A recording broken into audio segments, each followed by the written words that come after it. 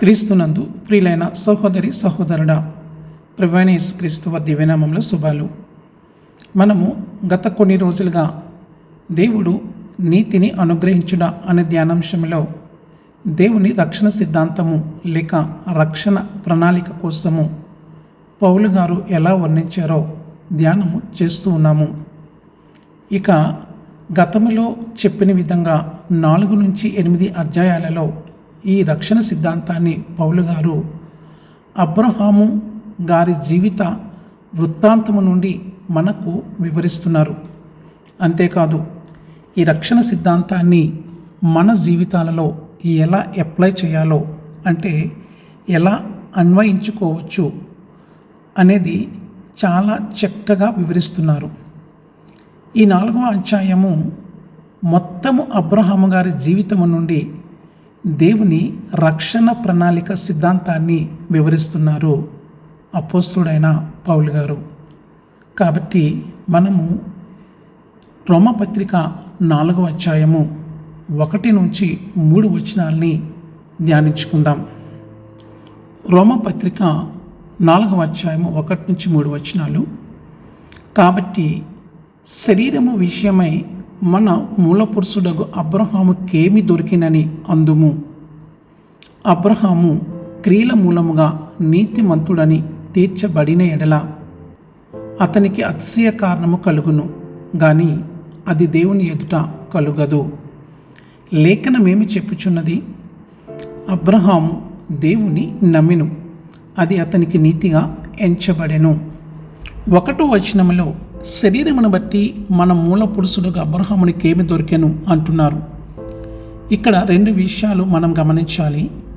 మొదటిది శరీరము, రెండవది మన అంటున్నారు.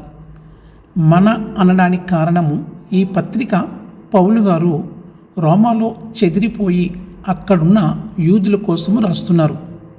కాబట్టి ఇక్కడ పౌలు గారు యూదుడు. ఇంతకు మునుపు మీకు వివరించినట్లు యూదులు అంటే ఇశ్రాయేలీయులు బబులోను, అష్షూరు చెర విముక్తి పొందేక వారు ఏ గోత్రములకు చెందిన వారైనా యూదులుగానే పిలువబడేవారు. ఇక్కడ పౌలు గారు బెన్యమీను గోత్రానికి చెందినవారు, కానీ యూదులుగానే పరిగణించబడేవారు. కాబట్టి ఇక్కడ ఈ యూదుడు రోమాలో ఉన్న యూదులకు వారి మూల పురుషుడగు అబ్రహాము గారి గురించి మన అని సంబోధిస్తున్నారు. ఇక శరీరమును బట్టి అని ఎందుకు అన్నారంటే, మనందరికీ తెలుసు యూదులకు మూల పురుషుడు అబ్రహాం గారు. ఆదికాండము 12 నుంచి 25 అధ్యాయాలు. అందుకే వారు మేము అబ్రహాము సంతానము అని గర్వపడేవారు. మత్తయి సువార్త 3వ అధ్యాయము 9వ వచనము, యోహాను సువార్త 8వ అధ్యాయము 33-39 వచనాలు యూదులకు ఇశ్రాయేలీయులకు తండ్రి యాకోబు గారు, ఆయనకు తండ్రి ఇస్సాకు గారు, ఆయనకు తండ్రి అబ్రహాం గారు. కాబట్టి వీరికి మూల పురుషుడగు అబ్రహాము గారు. ఇంతకీ ఇక్కడ అబ్రహాము గారిని ఎందుకు ఈ రక్షణ సిద్ధాంతంలోకి తీసుకువచ్చారు అపోస్తలుడైన పౌలు గారు? కారణము, అబ్రహాము గారితోనే దేవుడు ప్రత్యేక రక్షణ ప్రణాళిక ప్రారంభించారు కాబట్టి ఆయననే ముందుగా ఉదహరిస్తున్నారు. ఇప్పుడు మరల మొదటి వచనంలోకి వద్దాము. ఇక్కడ పౌలు గారు శరీరమును బట్టి అబ్రహామునికేమి దొరికాను అని అడుగుతున్నారు. మొదటగా శరీరమును బట్టి యూదులందరికీ అబ్రహాము గారు తండ్రి.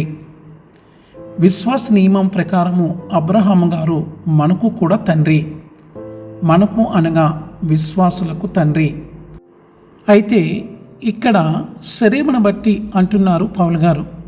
శరీరమును బట్టి అబ్రహాము గారికి ఏమి దొరికింది? మనందరికీ తెలుసు, శరీరమును బట్టి అబ్రహాము గారికి దేవుడు సున్నతి అనే నూతన నిబంధన ఇచ్చారు తన వారిగా చేసుకోవడానికి. ఆదికాండము 17వ అధ్యాయము. ఇక ఇశ్రాయేలీయుడు అనిపించుకోవాలన్నా, వారితో కలవాలన్నా ప్రతి ఒక్కడు సున్నతి పొందుకోవలసినదే. దీనిని ధర్మశాస్త్రము నిర్ధారిస్తుంది. సున్నతికి పూర్తి బలము ఇచ్చింది ధర్మశాస్త్రము. అయితే ధర్మశాస్త్రం వలన ఏ విధముగాను మనుష్యుడు మోక్షము చేరడని, నీతిమంతుడుగా మారడని 3వ అధ్యాయంలో విస్తారంగా ధ్యానము చేసుకున్నాము.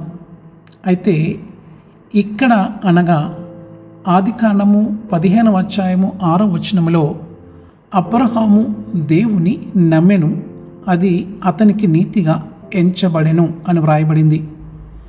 అబ్రహాము గారు ఊరికినే తనకు తాను ఈ మాట రాసుకోలేదు. పరిశుద్ధాత్ముడు మోషే గారిని ఉపయోగించుకొని వ్రాయించిన మాట ఇది. అది అతనికి నీతిగా ఎంచబడెను. 4వ అధ్యాయం 3వ వచనంలో ఇదే మాట క్రొత్త నిబంధనలో అనేక చోట్ల ఉంది. కాబట్టి నీతిగా ఎంచబడెను అనగా దేవుడు అబ్రహాము గారిని నీతిమంతుడిగా తీర్చేశారు. ఎప్పుడు నీతిమంతుడిగా తీర్చబడ్డారు? సున్నతి పొందిన తర్వాత లేక పొందక మునుపా? అబ్రహాము గారు, అతని కుమారుని ఇస్మాయేలు, అతని పనివారు మొత్తము సున్నతి పొందినది ఆదికాండము 17వ అధ్యాయంలో. ఇక్కడ ఆదికాండం 15వ అధ్యాయంలోనే దేవుడు అబ్రహాము గారిని నీతిమంతుడిగా చేసేశారు. కాబట్టి సున్నతి పొందుకోక మునిపే నీతిమంతుడుగా చేయబడ్డారు. ఎలా చేయబడ్డారు? అబ్రహాము గారు దేవుణ్ణి నమ్మినందువలన అనగా ఇక్కడ అబ్రహాము గారికి విశ్వాస నియమము వలననే నీతిమంతుడుగా తీర్చబడ్డారు. ఇదే విషయాన్ని 4వ అధ్యాయము 2వ వచనంలో వివరిస్తున్నారు అపోస్తుడైన పౌలు గారు. అబ్రహాము గారి క్రియల వలన అతనికి అతిశయము కలగలేదు, కేవలము దేవుణ్ణి నమ్మినందున వలననే నీతిమంతుడుగా అయ్యారు అంటున్నారు. ఇక్కడ క్రియలు అనగా ఆయన పొందిన సున్నతి, దేవుడు చెప్పిన మాట విని ప్రయాణం చేయడము, ఇస్సాకును బలి ఇవ్వడానికి సిద్ధపడడము, మొత్తము అన్నీ వస్తాయి. అయితే ఇవన్నీ చేయకుండానే కేవలము దేవుణ్ణి నమ్మి ఆయన జీవము గల దేవుడు అని విశ్వసించినందువలన దేవుడు అబ్రహాముని నీతిమంతుడుగా తీర్చారు. ప్రియ దైవజనాంగమా, అబ్రహాం గారికి ఈ విశ్వాసం ఎలా వచ్చిందో అనే విషయాన్ని నేను రాబోతున్న రోజుల్లో మీకు వివరించి మీకు చెప్పాలని ఆశ కలిగి ఉన్నాను. ఇక్కడ ఒక విషయాన్ని మనం గ్రహించాలి. అబ్రహాం గారు సున్నతి పొందక మునిపే నిజదేవుని తెలుసుకొని ఎంత కష్టముకైనా తెగించి తన తల్లిదండ్రులను తన బంధువులను వదిలి దేవుడు అడ్రస్ చెప్పని దేశానికి అడ్రస్ లేకుండా అనుమానం లేకుండా ప్రయాణమై వచ్చేశారు. కాబట్టి ఆ విశ్వాసాన్ని ముగ్ధుడైన దేవుడు అబ్రహాము గారిని నీతిమంతుడిగా తీర్చారు. అబ్రహాము దేవుని నమ్మెను, అది అతనికి నీతిగా ఎంచబడెను. ప్రియ విశ్వాసి, ప్రియ స్నేహితుడా, ఎంతకాలము నుండి నీవు వింటున్నావు ఆయనే నిజమైన దేవుడని? మరి నీకు అలాంటి విశ్వాసం ఉందా?